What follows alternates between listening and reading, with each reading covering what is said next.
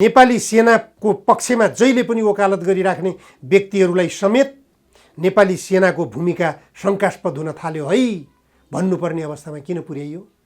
Indo Pacific क्षेत्रका सेना प्रमुखहरूको भेला हो त्यो, अनि नेपाली सेना इन्डो प्यासिफिक मातहतमा बाँधिएको हो।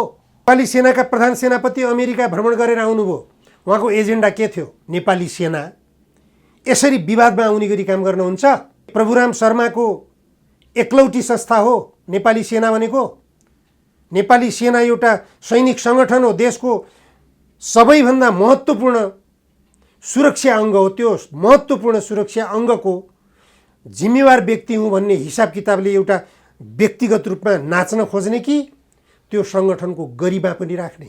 यदि वामपन्थी राजनीतिक दल हुन् भने यो बेलामा एकजुट भएर अगाडि बढ्न केले रोकेको छ यिनीहरूलाई? वरिष्ठ पत्रकार, अधिवक्ता पनि र अब त नेता पनि भन्नु पर्ला, निमकान्त पाण्डे हुनुहुन्छ। स्वागत छ यहाँलाई। धन्यवाद। देशमा यत्रो व्यथिति भइरहेछ, यो व्यथितिका विरुद्धमा यहाँका पत्रिकाहरू अहिले जो मूलधारका भनेर चिनिन्छन् उनीहरू खै यत्रो एमसीसी सम्झौता गर्यो सरकारले, यो नेपालको निम्ति हितकर छ? नेपालको हितमा छ? सरकारले महसुस गरेका छैन यो नेपालको हितमा छैन भन्ने कुरा स्वयं सरकारले बुझेको छ। सबै राजनीतिक दलका नेताहरूले बुझेका छन् एमसीसी सम्झौता नेपालको हितमा छैन भन्ने कुरा। सबैले बुझेका छन् भन्ने कुराको प्रमाणको रूपमा म तपाईँलाई के भन्छु भने व्याख्यात्मक घोषणा भनेर जो दर्ता गरियो 12 बुँदे त्यही हो। सबैले बुझेका छन् एमसीसी सम्झौता नेपालको निम्ति बेठिक छ। यो अमेरिकाको विभिन्न नेपाल विरुद्धको दुराशय बोकेर आएको सम्झौता हो भन्ने कुरा बुझेका छन् सबै राजनीतिक दलका मित्रहरूले। नबुझेका होइनन्, तर किन घिसारिएका छन्? अनि ती घिसारिएको अवस्थामा यहाँका मूलधार भनाउँदा मिडियाहरूले किन उठाउँदैनन् यो अत्यन्त महत्त्वपूर्ण इस्युलाई? एसपीपीको सन्दर्भ लिनुहोस्। एसपीपीको विरुद्धमा व्यापक रूपमा सडकबाट आवाज उठिसकेपछि सरकारले के गर्यो? एसपीपीमा सामेल नहुने भनेर क्याबिनेटबाट निर्णय गर्यो। त्यो निर्णय गरिसकेपछि पत्राचार किन गर्न ढिला सुस्ती किन नगर्ने? गृहमन्त्रीले किन झुट बोले? एसपीपी हामी अस्वीकार गर्छौँ, यसमा हामी सामेल हुन सक्दैनौँ भनेर हामीले पत्राचार गरिसक्यौँ भनेर गृहमन्त्री बालकृष्ण खाँडले बोलेका होइनन्? अनि परराष्ट्र मन्त्रालयबाट त्यसको स्पष्टीकरण किन आइरहेछ? अहिले हामीले अझ पत्राचार गर्न भ्याइरहेका छैनौँ। यो विषयमा हामीले अझ अध्ययन गर्न बाँकी छ भनेर परराष्ट्र मन्त्रालयबाट आयो। हिजो मात्रै पनि आयो। संसदमा नेकपा एमालेका नेता भीम रावलले अलि जोरदार ढङ्गले नै उठाइसक्नुभयो उहाँले कुरो। एक्लै कब्जा गरिदिनु भयो। सम्भवतः विश्वकै संसदीय पद्धतिमा नयाँ इतिहास कायम गर्नुभएको छ भीम रावलले। एक्लो व्यक्तिले रोस्ट्रम कब्जा गर्यो। संसदभित्रको विकृतिलाई चेतावनी दिन, चुनौती दिन र त्यो गलत पद्धति हो भन्ने कुरो प्रमाणित गर्न एक्लै पनि आँट्ने हो भने सकिँदो रहेछ त।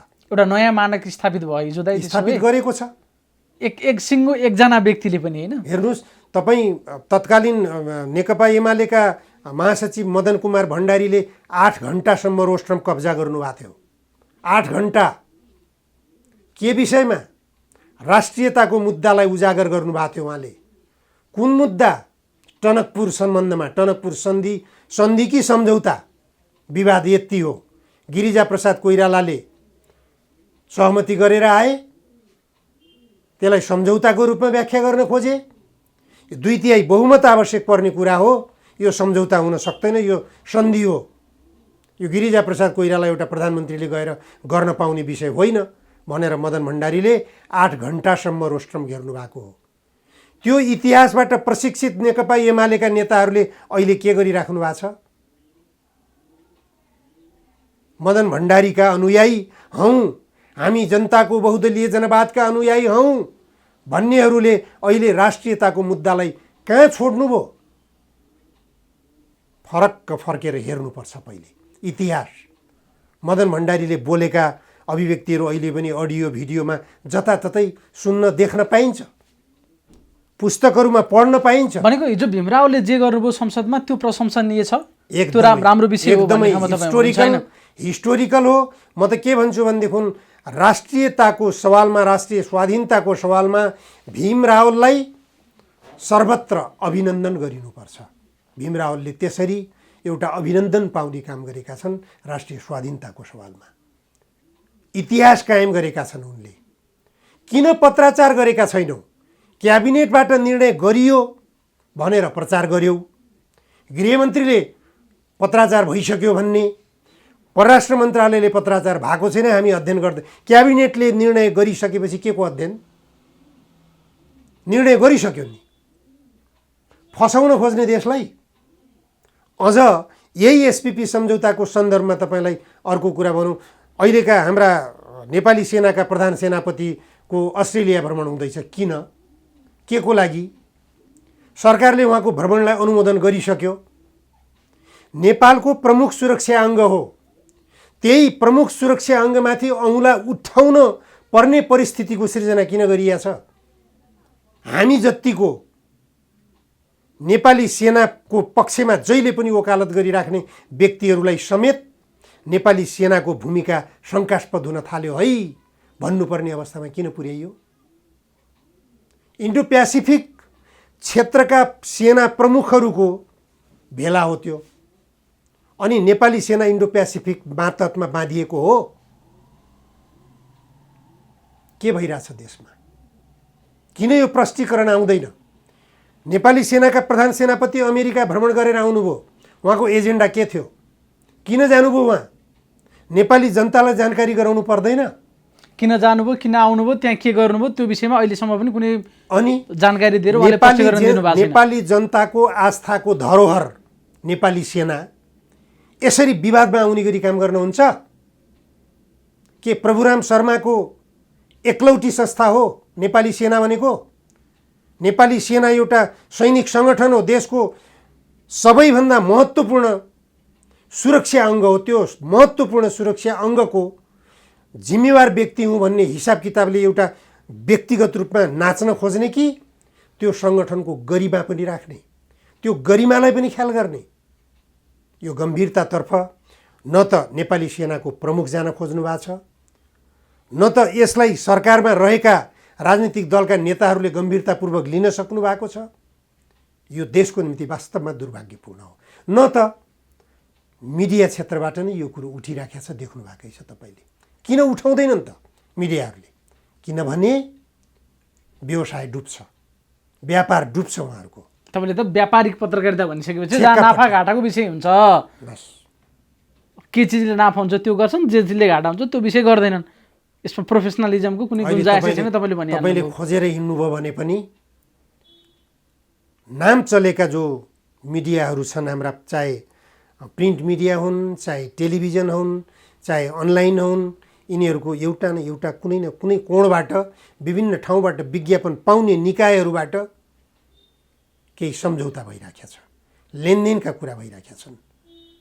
त्यसकारण राष्ट्रिय महत्त्वका विषयहरूमा नजरअन्दाज गर्छन् उनीहरू, बेवास्ता गरिदिन्छन्, नदेखे चाहिँ गरिदिन्छन्, बोल्दैन। जस्तो यो एसपीपीकै सन्दर्भमा हुन त तपाईँले धेरै लामो समयदेखि एमसीसी, एसपीपी, यसका अन्तरकुन्तरका कुराहरू धेरै जनतालाई प्रकाश पारिरहनु भएको छ। के कारणले चाहिँ सरकार हिचकिचाइरहेको छ त? क्याबिनेटकोले नलिने भन्ने निर्णय गरियो भनिएको छ, त्यो निर्णय के गरेको त्यो कुरा पनि आधिकारिक छैन र अहिलेसम्म पत्र लेखेको छैन र अझ यस्ता कुरा पनि सुन्नमा आएको छ कि प्रधानमन्त्रीकै चाहनामा पत्र पठाइएको छैन, अथवा चाहना भन्दा पनि अझ दबाबमा पत्र नपठाउनु भन्नुभएको छ प्रधानमन्त्रीले भन्ने खालको कुरा र गृह र परराष्ट्रका अधिकारीहरू, रक्षाका अधिकारीहरूका बिचमा नै फरक फरक कुरा आइरहेको छ। खास गाँठे कुरा के छ त्यसमा? हेर्नुहोस्, एउटा कुरा के छ भन्नुहुन्छ भने यदि यो अहिलेको शेरबहादुर देउवा नेतृत्वको सरकारमा वाम राजनीतिक दलको समेत सहभागिता नहुँदो हो, यो नेपाली काङ्ग्रेसको एकलौटी सरकार हुँदो हो त एमसीसी पास भइसक्थ्यो। त्यो व्याख्यात्मक घोषणाको रूपमा त्यहाँ दर्ज भएको 12 बुँदे जो व्याख्यात्मक टिप्पणी छ त्यसको पनि आवश्यकता पर्ने थिएन र एसपीपी सम्झौता पनि लागू भइसकेको हुन्थ्यो। पारित मात्र होइन, लागू भइसकेको हुन्थ्यो। तर यो सरकारमा वामपन्थी राजनीतिक पार्टीहरूको समेत सहभागिताको कारणले गर्दा व्याख्यात्मक टिप्पणी भयो संसदमा, त्यो पारित भयो र यतातिर एसपीपी सम्झौतामा आबद्ध नहुने भन्ने निर्णयमा क्याबिनेट पनि पुग्यो। यो प्रष्ट रूपमा हामीले बुझ्न जरुरी छ। अन्यथा अब प्रधानमन्त्री शेरबहादुर देउवाको नियत के हो भन्ने कुरा त उहाँको विगतलाई हेरेपछि छर्लङ्ग हुन्छ। उहाँ प्रतिपक्षमा रहँदासम्म पनि एमसीसीको वकालत गरिरहनु हो, तर प्रधानमन्त्रीको रूपमा आइसकेपछि उहाँले व्याख्यात्मक टिप्पणीलाई स्वीकार गर्नु पर्यो।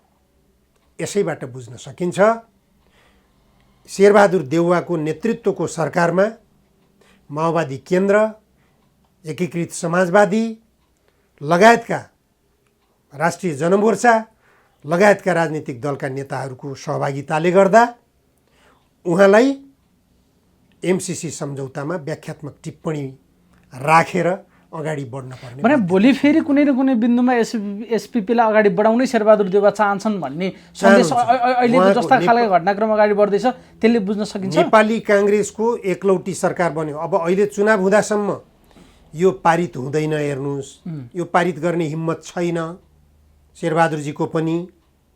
यो पारित गर्ने हो भनेदेखि नेपाली काङ्ग्रेसको सर्वनाक पराजय हुनेवाला छ, यही मुद्दा उठ्नेवाला छ। त्यसकारण चुनावसम्म यो पारित गर्ने हिम्मत हुँदैन। चुनावपछि यदि नेपाली काङ्ग्रेसको एकलौटी सरकार बन्यो भने सबैले हेक्का राख्दा हुन्छ, एसपीपीमा पनि नेपाल बाँधिन्छ। तर वामपन्थी राजनीतिक दल भनौँ, वाम आवरणका राजनीतिक दल भन्छु म त अब, किनभने यदि वामपन्थी राजनीतिक दल हुन् भने यो बेलामा एकजुट भएर अगाडि बढ्न केले रोकेको छ यिनीहरूलाई? वामपन्थी दलहरूका एजेन्डा एउटै नहुनुपर्ने कारण के छ? कमसे कम राष्ट्रियताको मुद्दामा, राष्ट्रिय स्वाधीनताको मुद्दामा, जनताको जनजीविकाको मुद्दामा वाम आवरण बोकेका जो राजनीतिक दलहरू छन्, ती दलका नेताहरू छन्, उनीहरू मिल्नै नबन्ने कारण के? नेकपा एमालेलाई केले रोक्यो? राष्ट्रिय स्वाधीनताको सवालमा नेकपा एमाले किन स्पष्ट नहुने? एमसीसी बारेमा पनि ढुलमुले नीति अपनायो उसले। जसरी एसपीपीको बारेमा स्पष्ट साथ एमाले उभिएको छ, अहिले एसपीपीको विरुद्धमै उभिया छ। कारण एसपीपी सैन्य गठबन्धन हो। त्यसो त हामीले एमसीसी पारित गर्नुभन्दा पहिलेदेखि नै भन्दै आएका थियौँ, एमसीसी इन्डो पेसिफिक स्ट्राटेजी भित्रको एउटा पाटो हो, यो अमेरिकाको सैन्य रणनीति हो। एमसीसी सम्झौता गर्नु भनेको नेपाललाई अमेरिकाको सैन्य गठबन्धनमा बाँध्नु हो भनेर मैले त तपाईले त यसको अन्तर्गन्तर सबै चिजहरू प्रकाश पार्नु भएको छ। उनीको सरकारले निर्णय गरेर पनि पत्र नपठाउनुको सिधा अर्थ चाहिँ के लाग्छ? निर्णय गरिसकेको हो कि निर्णय भित्रै पनि केही खोट छ? निर्णय के ढङ्गले गर्यो? अब हामी कहिले नलिने भनेर गर्यो कि अहिलेलाई अगाडि नबढाउने भनेर गर्यो भनेर नि मान्छेले शङ्का गर्न थाल्यो। निर्णयमा नि प्रश्न गर्ने ठाउँ देखा पर्यो। अब निर्णयमा प्रश्न त उठिसक्यो नि, हामी अझै अध्ययन गर्दैछौँ भनेर परराष्ट्र मन्त्रालयले दिइसक्यो। के निर्णय गरे थाहा छैन नै। गठबन्धनमा सहभागी नहुने भन्ने निर्णय गरियो भनेर क्याबिनेटको निर्णय सार्वजनिक गरेका हुन्। सरकारका प्रवक्ताको हैसियतबाट एमसीसीमा दस्तखत गर्ने जो मन्त्री छन् एकजना, ती मन्त्रीले आफै प्रवक्ताको हैसियतबाट आफै बोलेका हुन्, एसपीपीमा सरकार सामेल नहुने भयो, यो सैन्य गठबन्धन भएको हुनाले यसमा सामेल नहुने निर्णय गर्यो भनेर आफै बोलेका हुन् उनले। तर पत्र पठाउन किन? तर अहिले परराष्ट्र मन्त्री नारायण खड्का छन्, सायद उनको अब मिलेन कि कुरा, प्रवक्ता र यो परराष्ट्र मन्त्रीको बिचमा कुरा नमिलेको। होइन, त्यसरी हामीले चाहिँ इकाइमा किन जानु पर्यो? र क्याबिनेटले निर्णय गरेको त्यही ढङ्गले हो भने त पत्र पठाउन परराष्ट्र मन्त्रीको मिलेन कि सञ्चार मन्त्रीको मिलेन कि फलानुको मिलेन नि भनेर केसरा केलाउन जरुरी हो र भने यदि निर्णय गरेको हो भने? यही कुरा म भन्दैछु,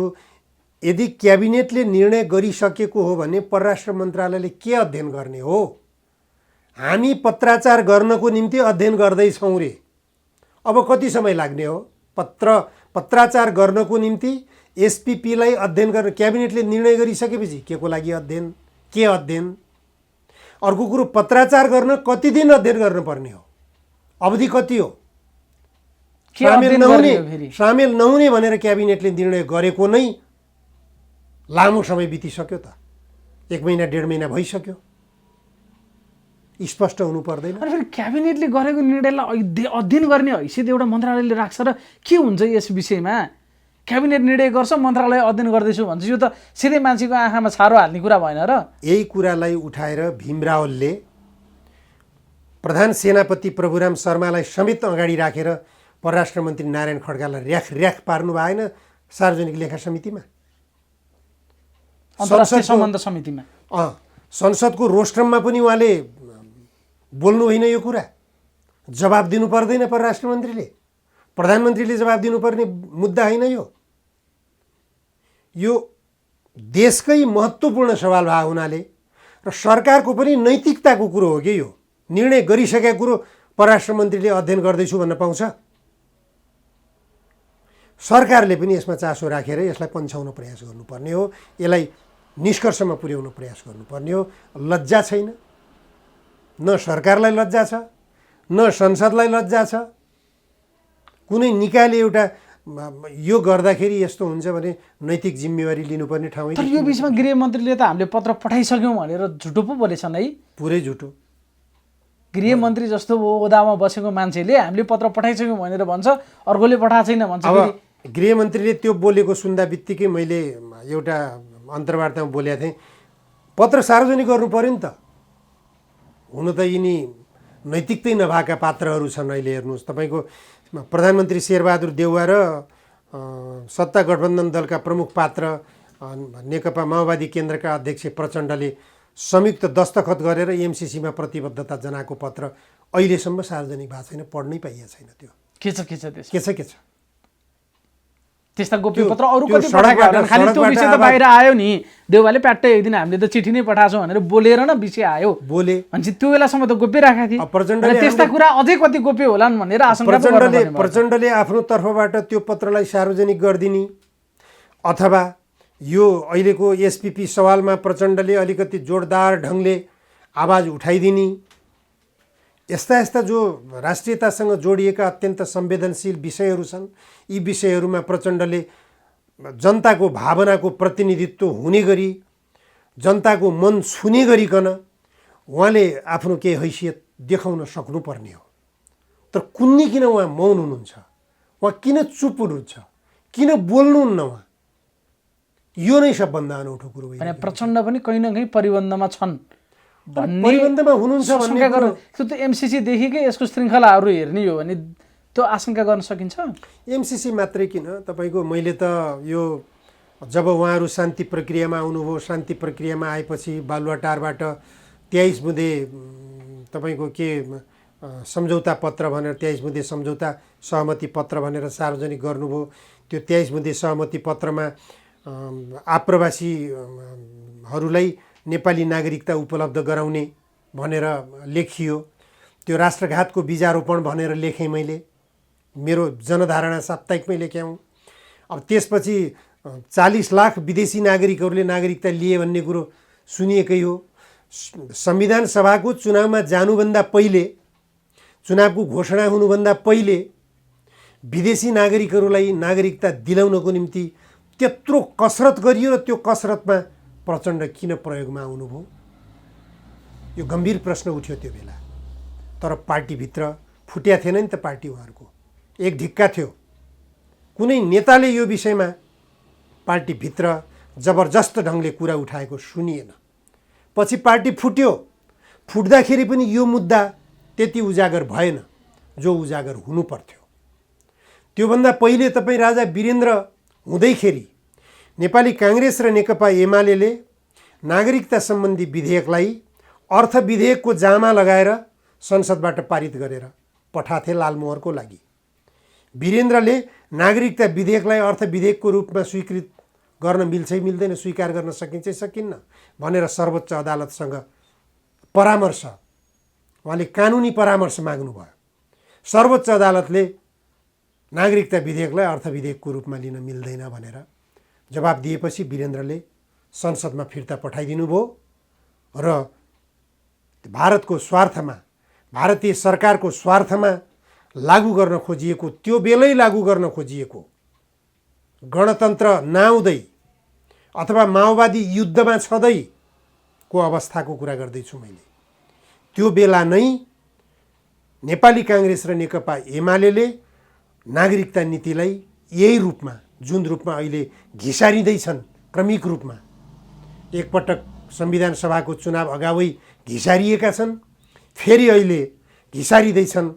तपाईको जति पनि लावारिस बच्चाहरू भेटिन्छन् नेपाल सरहदभित्र, ती सबै लावारिस बच्चाहरूलाई वंशजको नागरिकता दिने मूर्ख दिमागले पनि सोच्न नसक्ने, एउटा पागलले पनि सोच्न नसक्ने यो खालको चिन्तन अहिलेको सरकारले बनाइराखेको छ। अहिलेका मन्त्रीहरूले यस्तो खालको विधेयक लगेर संसदमा पारित गर्ने प्रयास गरिरहेछन्, तपाईँ देखिराख्नु भएको छ। जस्तो अब यो एसपिपीकै सन्दर्भमा यसको च्याप्टरमा चाहिँ अन्तिम कुरा गर्दाखेरि शेरबहादुर देउवा फेरि अमेरिका जाने त तर्खरै गर्दै रहेछन् अहिले पनि राष्ट्रसङ्घको महासभा। त्यसैको निम्ति पत्राचार भएको छैन। त्यही हो विषय खासमा यो। बिल्कुल भने यो त्यसैको क्याबिनेटले निर्णय गर्यो। पत्राचार नहुनुको कारण के हो भने त्यहाँ गएर शेरबहादुर देउवाले के आन्तरिक रूपमा केही कमिटमेन्ट गर्नुहुन्छ, त्यो कमिटमेन्ट सार्वजनिक हुनेवाला छैन। त्यो भोलि मात्रै सार्वजनिक हुन्छ। जसरी तसरी नेपाली काङ्ग्रेसको बहुमतको सरकार बनाउने, सके त उसको अत्यधिक बहुमत ल्याएर सरकार बनाउने, एकमना सरकार बनाउने। यदि सकिएन भनेदेखि लार्जेस्ट पार्टीको रूपमा भए पनि शेरबहादुर देउवालाई नै प्रधानमन्त्री बनाएर अथवा नेपाली काङ्ग्रेसको अन्य कुनै पात्रलाई प्रधानमन्त्री बनाएर अगाडि बढाउने, अमेरिकाको सहयोग त्यसमा पर्याप्त लिने। यसलाई निर्वाचनको एउटा फन्डा बनाउनकै लागि या अमेरिकीहरूसँगको विश्वास लिनकै लागि म आएँ भने फेरि एसपिपी पास गर्छु भन्ने एउटा प्रमाण बाँकी राख्नकै लागि एसपिपीको च्याप्टर क्लोज गर्न काङ्ग्रेस चाहँदैन कि शेरबहादुर देउवा चाहँदैनन्? प्रष्ट कुरो नेपाली काङ्ग्रेसै चाहँदैन। नेपाली काङ्ग्रेस केही मान्छेहरू त विरोधमा छन् त अहिले एसपिपीले गगन थापाकै कुरा गर्नु, हिजो एमसिसीको पछि आए तर अहिले एसपिपीको विरोधमा छन्। यो खालको चाहिँ कस्तो खालको विरोधाभास हो यो? एसपिपीको विरोधमा खुलेर गगन थापाले कहाँ बोल्नु भएको छ र? मलाई देखाउनुहोस् त कहीँ। एसपिपी गर्न हुँदैन भनेर त बोल्नु भएकै छ। त्यो सामान्य रूपमा संसदमा पनि बोल्नुभयो, अरू मिडियाहरूमा पनि बोलिरहनु भएको छ। एसपिपी गर्न हुँदैन। एसपिपी भनेको एमसिसीको एउटा अङ्ग हो। हुँदैन भन्नु पर्यो देउवाले भनिरहेको थियो। एमसिसी गरिसकेपछि एसपिपी गर्न हुँदैन भनेर साध्य हुन्छ अब? उहाँले गरिसक्नु भएको छ नि। अमेरिकाले जवाब दिएन। एसपिपी सम्झौता गर्नै पर्दैन, एसपिपी कार्यान्वयनमा गइसकेको छ भने छैन। गगन थापाले चलाकी देखाउनु पर्छ त्यहाँ। उहाँले त चारपाटा मुण्डन गरेर बिल्कुल थानकोट होइन, के भन्छ त्यो मुग्लिने कटाउने भन्दै थियो। कहाँ मुग्लिङ कटाएर त्यो विप्लवजीले भने म भन्दैन, मैले त सीमा कटाउनु पर्छ उहाँलाई। नेपालको सीमा नै कटाएर, नेपालको सिमाना कटाएर आफै काट्नुपर्छ उहाँले।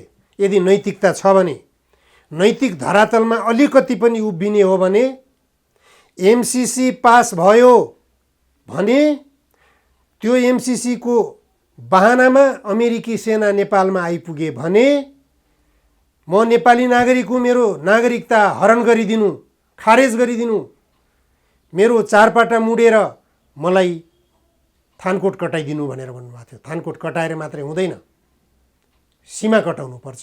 कसैले कटाउनु पर्दैन उहाँले आफै, किनभने संविधानमा कानुनमा उहाँलाई यो चारपाटा मुडेर पठाउने व्यवस्थै छैन। त्यसकारण उहाँले आफ्नो नैतिक परिबन्धमा उहाँ पर्नु भएको छ। यदि नैतिकता छ भने उहाँले आफै चारपाटी मुडेर लौ म हिँडेँ भनेर घोषणा गरेर जान सबभन्दा राम्रो हुन्छ। त्यति गरिदिने हो भनेदेखि ए अमेरिका तिमीहरू फिर्ता जाऊ, होइन यदि जाँदैनौ भनेपछि तिमीहरूको एमसिसी फिर्ता लग्दैनौ भनेपछि मैले कमिटमेन्ट गरेको थिएँ तिमीहरू सेना सहित आउन थाल्यौ, त्यसकारण म अब चारपाटी मुडेँ भनेर अमेरिकालाई चेतावनी दिएर घोषणा गरेर निस्किन्छ। तर उनलाई त कुनै पनि रियलाइजै छैन, त्यो विषयमा रियलाइजै छैन। बरु एसपिपी चाहिँदैन भनेको छ नि, त्यसमा चाहिँ त्यो बस्नकै लागि भन्ने त्यसपछि अलि बढी चलाकी गरे कि अब काट्नु पर्यो, चारपाटा मुड्नु पर्यो भन्ने लागेर यसो पो भने कि नैतिक धरातलमा नभएपछि यस्तै हुन्छ। हेर्नुहोस्, सबभन्दा मुख्य कुरो नैतिकता हो। म के बोलेँ, पञ्चायत कालका सर्वाधिक चर्चित प्रधानमन्त्री सिंहदरबारमा आगो लाग्यो, उनी बालुवाटारमा सुत्या थिए। सिंहदरबारमा आगो लाग्दा मध्यरातमा लागेको आगो अथवा जुनसुकै बेलामा पनि आगो लाग्न सक्छ। तपाईँको त्यो आगो लाग्दाखेरि बालुवाटारमा सुतेको एउटा प्रधानमन्त्रीले सिंहदरबारको कुनै एउटा घरमा आगो लागेको नैतिक जिम्मेवारी लिनुपर्ने हो किन? तपाईँ आफै सोच्नुहोस् त। त्यही कारणले उसले राजीनामा गर्यो, कतैबाट दबाब थिएन उसलाई। नैतिकता भने त्यो हुन्छ। रङ्गशालामा तपाईँको खेल चलिरहेको थियो, हावाहुरीको बेग चल्यो, त्यो बेला मान्छेहरूमा भाग भयो। त्यो बेलाका खेलकुद मन्त्री थिए, शिक्षा तथा खेलकुद मन्त्री के विष्ट, केशरबहादुर विष्ट। के गल्ती थियो उनको? हावाहुरी ल्याउने काम उनले गरे हुन् र? केशरबहादुर विष्टले ल्याएर आएको हो र हावाहुरी? त्यो हावाहुरीबाट भागो भवितव्यको जिम्मेवारी लिएर उनले राजीनामा गरे। नैतिकता भने चाहिन्छ के? एमसिसी सम्झौताको कारणले गर्दा ती अमेरिकी युद्धक विमानमा के आए? एयरफोर्समा के ल्यायो अमेरिकाले? गगन थापालाई थाहा छ? म तपाईँको मिडिया मार्फत म सोध्न चाहन्छु, गगन थापालाई थाहा छ अमेरिकी विमानमा के आए? त्यो जानकारी लिन पाउने अधिकार समेत छैन। एमसिसी सम्झौताको धारामा लेखिएको छ, बुदामा लेखिएको छ। आयो ल्यायो, तर के ल्यायो केही पनि थाहा छैन। अब यहाँ त एमसिसीको आवरणमा को आयो, के ल्यायो, कुन देशको नागरिक आयो, के ल्यायो, जानकारी लिन अधिकार छैन नेपाल सरकारलाई। अब त एमसिसी एसपिपी यो पारित भएन भने फेरि अर्को बाटोबाट एकदम जबरजस्त गरिरहेछ अमेरिकाले। एसपिपी पारित हुनै पर्दैन भनेर अमेरिकाले भनिसकेको छ। एसपिपीमा हामी सामेल हुँदैनौँ भनेर क्याबिनेटले निर्णय गर्यो। पारित हुने नहुने अर्को पाटो हो। हाम्रा देशका राजनीतिक नेताहरू किन मूर्ख बनिरहेछन् भन्छु म। अमेरिकाले बोलेको त सुन्नु पर्यो नि। यो पारित हुनु, यो सम्झौता पारित हुनु पर्दैन, यो सम्झौता गर्नै पर्दैन। पारितको कुरा किन? सम्झौता गर्न पर्दैन। पहिले तिमीले दरखास्त हालेको थियौ, हामीले ओके भनिसक्यौ, बस। त्यो पनि धेरै समय भइसक्यो भन्छ उसले त। नेपाली सेनाले पठाएको भनेर पत्र समेत सार्वजनिक गरिदियो। अनि नेपाली सेनाले त्यसमा स्पष्टीकरण दिएछ, यो पत्र त हामीले यहाँ भएका विभिन्न खालका दुर्घटनाहरू हुन्छन्, त्यो बेला भूकम्प आएको थियो, भूकम्पमा उद्धार कार्यको निम्ति गठबन्धन गर्ने भनेर पठाएको हो, सहयोग गर भनेर पठाएको हो भनेर भन्यो। अब वैशाखमा भूकम्प गएको थियो, कार्तिकमा पत्र लेखिया छ। त्यसैलाई प्रश्न उठाइयो, यो के हो त कुरो भनेर नेपाली सेनाको प्रधान सेनापतिले हाउसमै गएर पनि सांसदहरूको बिचमा बोले त सार्वजनिकै भयो। त्यो कतिको विश्वसनीय छ, कतिको जवाबदेही छ, उहाँको तर्क कति बुझियो? भीम रावलले त्यही खण्डन गर्नुभएको छ, अरू सांसद मित्रहरूले पनि त्यही खण्डन गर्नुभएको छ। न एमसिसीदेखि एसपिपीसँगसम्म पनि भीम रावले जसरी स्पष्ट आफ्नो अडान राखिरहनु भएको छ त्यो एकदमै प्रशंसनीय विषय हो। प्रशंसनीय छ। भीम रावलजीले राख्नु भएको छ, तपाईँको झलनाथजीले मजासँग राख्नु भएको छ। अहिलेसम्म पूर्व प्रधानमन्त्रीको समेत हैसियत भएको मान्छे हो उहाँ।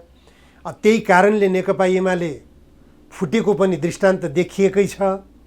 अब अहिले व्याख्यात्मक घोषणा भनेर एमसिसीको सन्दर्भमा, एमसिसीमा खराब पक्षहरू छन्, नेपालको अहित गर्ने पक्षहरू छन् भन्ने कुराको स्वीकारोक्ति त त्यही 12 बुँदे छ नि। छर्लङ्ग छ त। कि त अमेरिकाले त्यो 12 बुँदेलाई ग्रहण गर्नु पर्यो, स्वामित्वमा लिनु पर्यो नि त अमेरिकाले, के भने खारेज गर्नु पर्यो। नेपालको संसदले पारित गरेको हो त्यो। यदि यो 12 बुँदे पारित हुँदैन भने एमसिसी पनि पारित हुँदैन। संसारको मानव अधिकारको वकालत गर्ने अमेरिकाले नेपालको संसदबाट पारित भएको व्याख्यात्मक टिप्पणीलाई किन अस्वीकार गर्ने? अस्वीकार गर्ने के अधिकार छ उसलाई? अमेरिकाको यस्तै चरित्रले गर्दा, यस्तै जबरजस्तीले गर्दा, यस्तै हठले गर्दा अहिले खस्किँदो छ अमेरिकाको अवस्था।